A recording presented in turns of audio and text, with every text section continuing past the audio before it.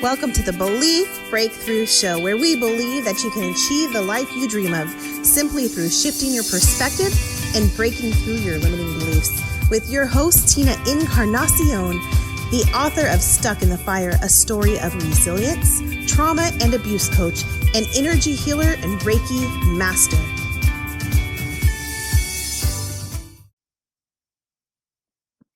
Hello, everybody. Thank you for tuning into another episode of the Belief Breakthrough Show. This month is September, and we are talking about coach versus therapist. And when does it apply to you? When do you need to seek a therapist, and not just like a psychotherapist, but a hypnotherapist, a counselor, a social worker? There's different types of therapists, so it's not a one-size-fits-all industry. And then there's coaches, and there's all different kinds of coaches. And every single person has a place and a role in your healing process. And this month, we're really dialing in and we're digging deep to figure out, where does each role fit in your life, and when do you need to disconnect from one and reconnect with another? And so today we have the amazing Suzanne Orlando on, and she is absolutely awesome. She's got over 14 years of experience in the therapy world. And so she's going to tell us a little bit about herself, how she got into it, and then me and her are going to dive in deep to conversation and figure out when it's time to unplug from one profession and plug into the next. So please tell us a little bit about yourself. Okay, great. Thank you so much, Tina. So as Tina said, my name is Suzanne Orlando. I am a licensed clinical social worker in the state of New Jersey, which is also I'm also a psychotherapist. So I've been practicing in my private practice setting for about 14 years at this time. And it's in just really quick, interesting story on how I actually got into it. I had, going through high school, going through college, I was never a really good student. And I really didn't like academics or anything like that. And I actually experienced a trauma when I was about 18 years old, which led me to my own therapy. And my therapist, who became the person who literally changed my life, as I began to sit across from her and have the therapy sessions and entered college and got into that stage of my life, in the back of my mind, I really wanted to be in her position, and I really wanted to sit in her chair. And at the time, again, with the trauma that I experienced and my depression that I was going through and anxiety that I was going through, I really couldn't connect with anything with college. And I really wanted to study psychology. I really wanted to study social work, but I didn't think I could. I didn't think I was smart enough to do it. So eventually, when I met my husband, before he was my husband, I had been through a lot of traumatic relationships and a lot of, trauma, I guess is the best way to put it. My husband instilled a belief in me that I never had before, where he really believed that I could do anything. And I was continuing in my own therapy. And at the time I was in a transition. I had dropped out of college. I didn't want to do what I was doing anymore. And he really inspired me to start going back to school for psychology, which I did. And as I started to do that and go through the process, I connected to it. It was something that, although I was a horrible student historically, it was something that I really valued and started to dive into. And I got confident in it because I was interested in something and my grades were reflecting it, and I was understanding the material. And I would have conversations with my therapist at the time. And, she really instilled the belief in me too, that I could do this. And as I got on through college, and as I applied to grad school and got into a really prestigious grad school in the world of clinical social work, she would often say to me, one day we're going to work together. And as I went through the process and the licensing and got through that piece of it, I ended up becoming a therapist. And the long story short is, we are working together. And through my own therapy, we transitioned out of our therapeutic relationship. We became friends. She attended my wedding. We had a very different connection than most therapists and clients have. And when she got to a point where she wanted to start taking on associates, I was the first person she reached out to. Awesome. She became my professional mentor, and we've been working together for, I want to say, about 10 years at this point. So it's an awesome connection because she understands me at a level that other people don't. So when I have my own things going on with clients, she really gets it at the core, why that why those things can be triggering to me. And we really do work through things. So it's a really nice relationship. It's a really nice story. And it's a very unique story. Most of the time, these things don't happen. But I became a therapist because of my therapist. And now I work with my former therapist. So it's just a really nice transition. And it was a really big growth period for me because I never thought I would be able to do this. And That's here so I am. awesome. Yes. Yeah. It's so funny that you say that because for me, I'm a certified life coach as well as a Reiki master. And what was really interesting is when my life was spiraling out of control and I had already gone through all the therapy and all of that, and I wasn't like suffering from my past any longer, but I couldn't figure out how to move forward in my future. Right. And so that's where I was spiraling. And so I finally connected with a life coach before I even knew what the hell life coaching was. Like this woman had come to me like 2 years prior and she's like, you need me when you're ready. Hit me up. I'm a life coach. I will bring the person out that's supposed to be shining out of you. And I was like, whatever. Right? I'm busy. I don't know what you're talking about. I don't know what a coach is. I'm cool. I don't work out. Like, right. And now me and her like feed off of each other and work with each other. And so I love that because she is a very important part of my life and my business. And when I'm struggling, just like you, I'll go to her and say, hey, I got this client and this is going on and I'm thinking of doing this. What do you think? And we'll feed off of each other. And I just absolutely love it. In fact, she's going to be on this show in a couple of weeks. So that's amazing. Yeah. It's amazing how that happens, right? And the relationship and just as a caveat too, most and I kind of brushed over it in the world of clinical social work, you take a class in your master's when you're getting your master's is a class on ethics. And one of the things they emphasize is the boundaries with your therapist. Right. And, again, most of the time that doesn't happen. And I remember during that class, I would raise my hand and say these things and like the room would go silent. I'd be like, well, my old therapist came to my wedding, and everyone's like, because everyone was very, rigid in their thought process. But, I think there's boundaries and rules for everything. And it just depends on how you're connected to the person. And like if you have this different kind of relationship with your coach, it can evolve into something greater than just that. Yeah. Coach and client relationship. Most definitely. But boundaries, with the boundaries. Of course you need boundaries. Right. Yeah.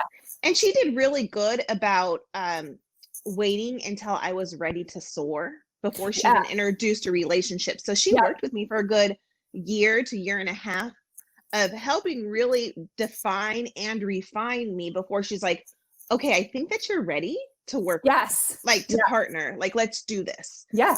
She's like, I can't not work with you because I just need this. And when you feel it, you feel it.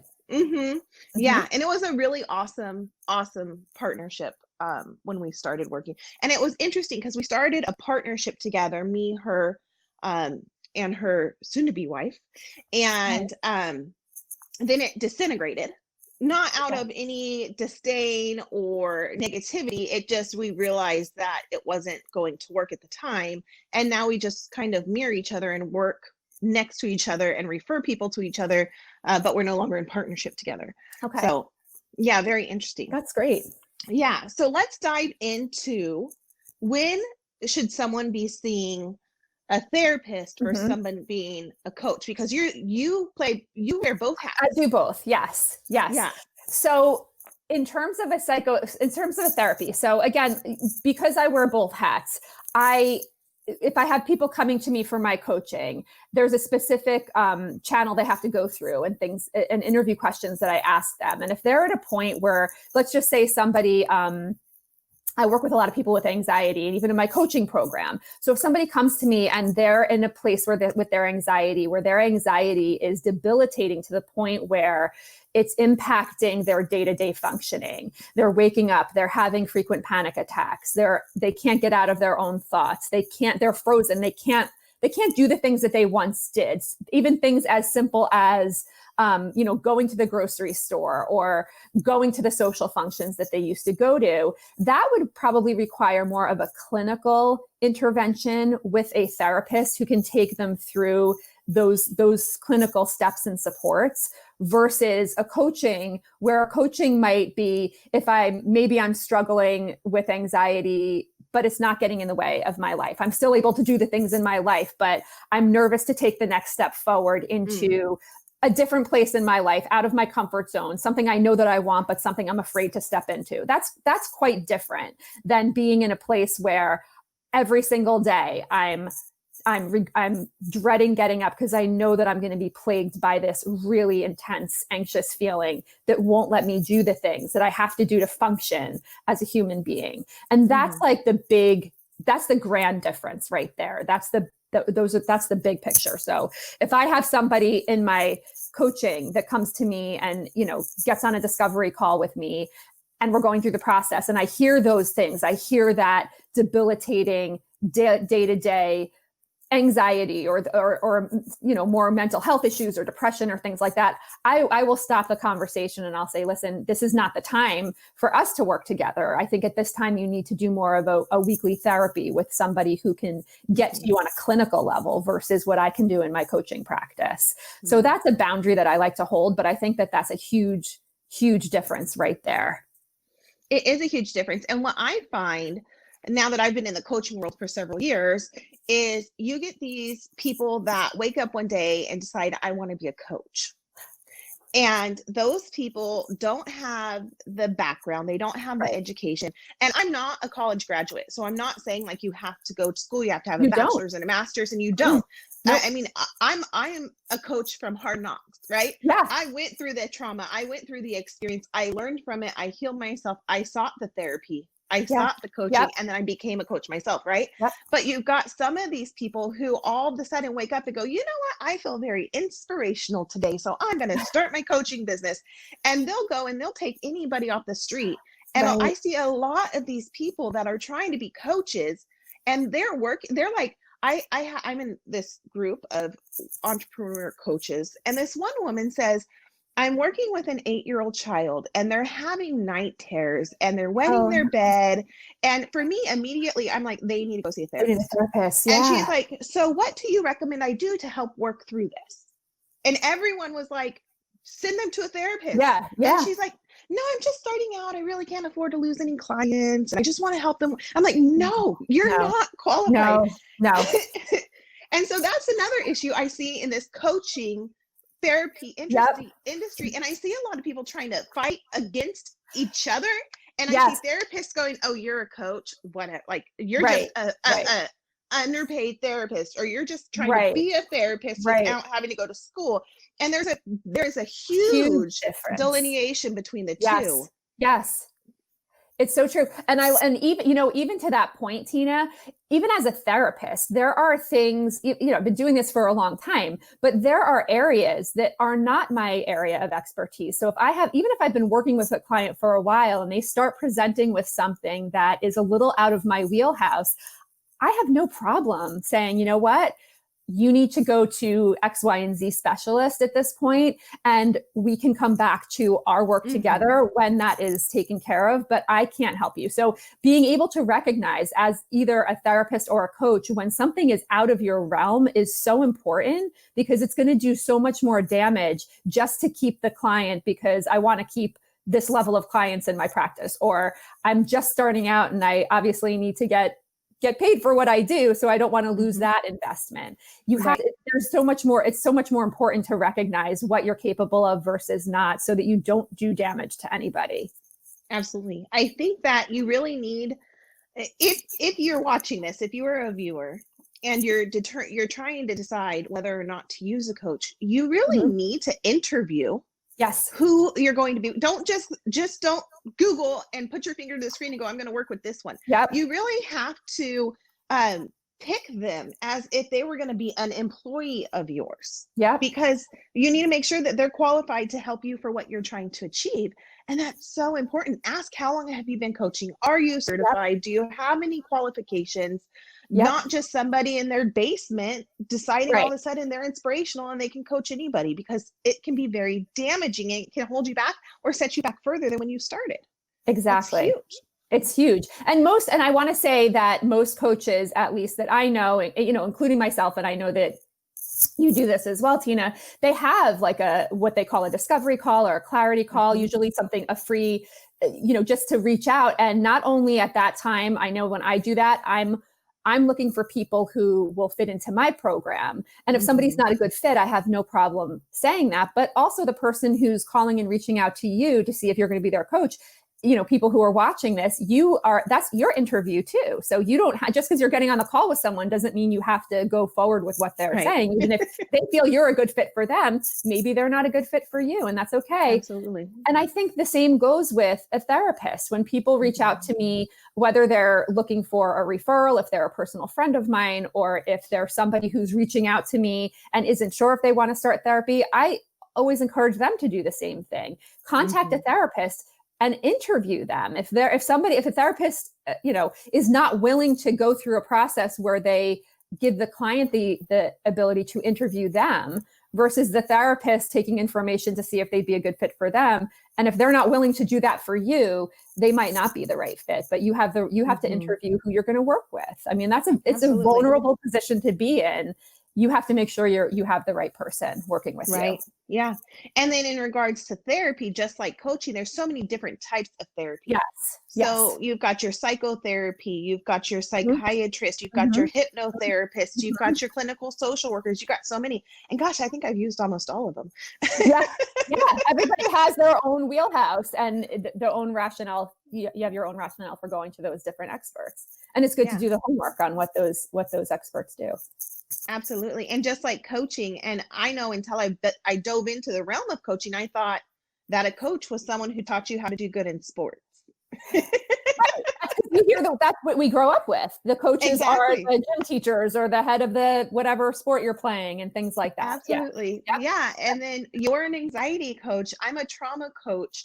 I mean, there's emotional coaches, there's business coaches, there's so many different coaches. So really dive into figuring out yourself before you go on your journey. What do you want to achieve? Right. Figure out what is the bottom line, and then find someone that specializes in that intention. Exactly. Don't just choose anybody.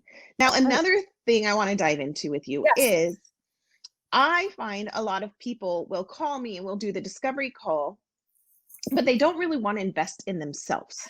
Yes. There's a lot of resistance, or they're like, I kind of want a coach, but I might be able to do this on my own. And so the way that I say is, if you're on the call with me, obviously you realize you can't do this on your own. So many of us try to fix ourselves on our own to keep money in our pocket because we've got a financial block, right?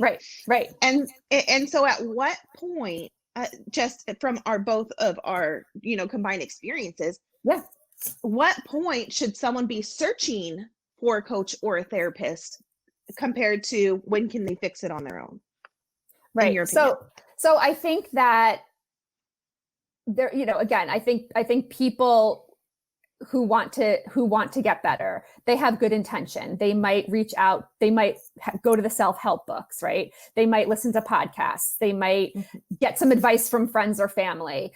They might start doing something and have success with it, but they lose momentum as they continue to go on. So I think when you're at a point where, again, either if on the therapy side, if you're recognizing that whatever's going on in between your ears is impacting your day-to-day functioning, that's a red flag right there. You need to go to somebody. You can't do it on your own. It's beyond your own help. You need to get somebody else to help you figure out how to work through that. I think if you've gone with good intention, the route of, let me pick up the self-help book. The self-help book is great. I'm using the strategies in it, but I'm still not where I want to be. Or I'm using the strategies in it, and the pattern is every time I pick up a new book, I get inspired, I go through the strategies, and then about 3 weeks into it, a month into it, the air comes out of my balloon and I lose it. And then I go through a lull and then I get back up. And I think those kinds of things, you have great intention, you have the momentum, but you need something a little bit more to be able to help get you to that next level, because what you're doing it's leaving you short of what you're capable of. And you need to invest in somebody that's going to get you to that next level. And with that said, I know you had mentioned, Tina, the investment piece of it all too. I mean, some people, let's face it, good coaches, good therapists, there's a price tag that comes with it. There's an investment that comes with it. And you have to really understand, what is your worth and what are you willing to invest in yourself, and not looking at it. Yes, of course, we all have financial situations, right? But looking at it more of, I'm investing in myself because everything that I've done has not helped me. And yes, I've put money out maybe to buy books or to be part of a podcast or to join these different groups, and it's not helped me. So what is this investment worth to me moving forward, and how Absolutely. and I feel like people who invest are more likely to follow through with things. Well, you have to. Right? Because I'm spending all this, I'm investing in this. Exactly. I've got to do the work. Yeah. Absolutely. And that what I like to say is you can't afford not to invest in yourself. Correct. Because if you're reading the books, you're going through the groups, and you're still staying where you're at, that's the definition of insanity. If you keep doing what you're doing, you're going to keep getting what you're getting, right? Absolutely.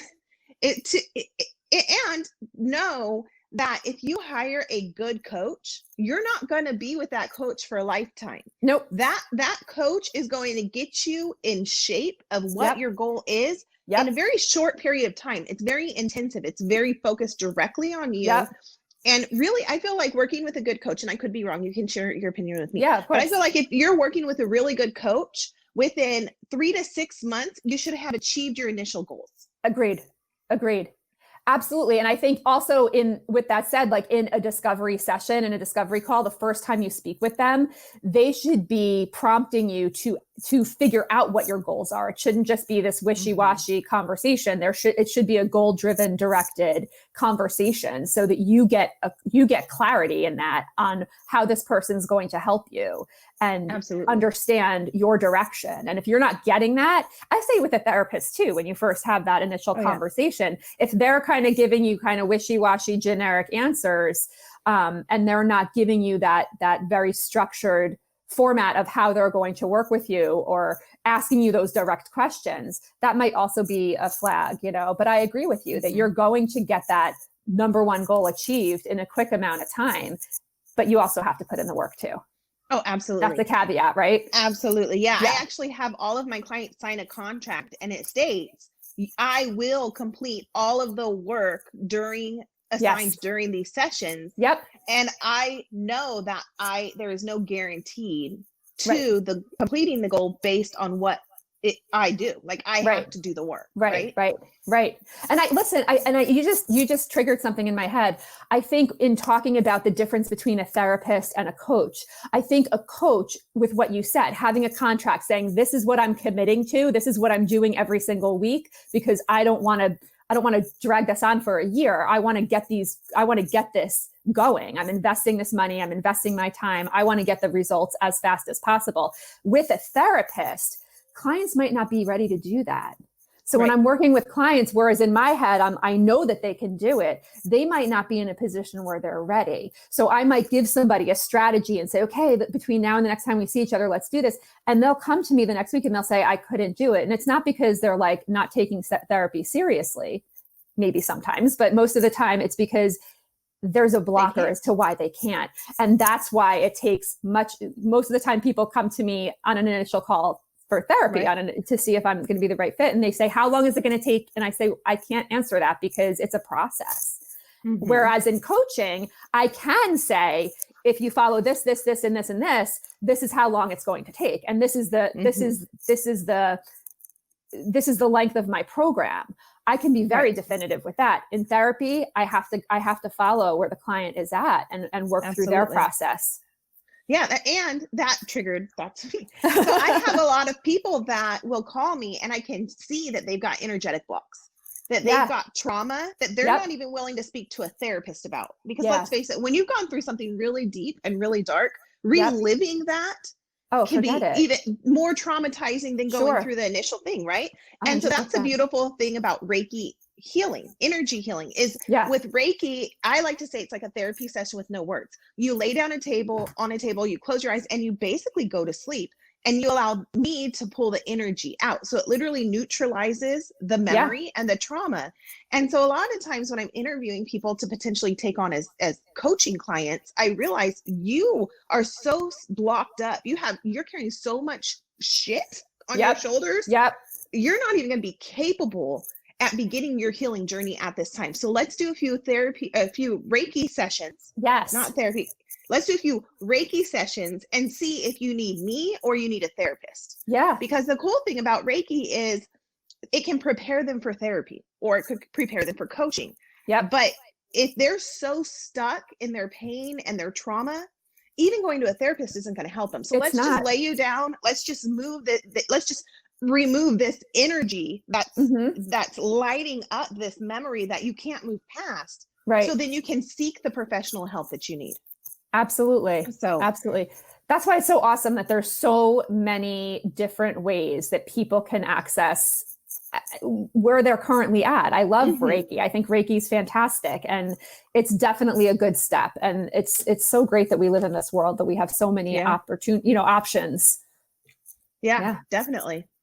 It was so amazing having you on the show and having this conversation. I have to say, this was probably one of the funnest shows I've done so far. Yay! I'm so excited. I love to be fun. Yes. Very informative. I feel like there were so many golden nuggets for the viewers here, and they can really start to understand where their footing needs to be. And so I just want to thank you for your knowledge and your experience. Thank you for having me. Openness. Of course. Yeah. You guys, thanks for tuning in to another amazing episode of the Belief Breakthrough Show. I hope that this episode gave you some thoughts to process. I hope that this helps you to determine the path that you're going to be choosing to go down in the very near future. If you have not yet subscribed to the channel, please go ahead and do so. And if you are ready to shift your mindset, start breaking through some blocks, but you're not yet ready to invest in a coach or a therapist, go ahead and grab my Mindset Toolbox, which will give you guided tools, the tools that I use to heal myself, to work through your blocks so that you can seek the professionals you need. Thank you so much for tuning in. Have a great day. Bye.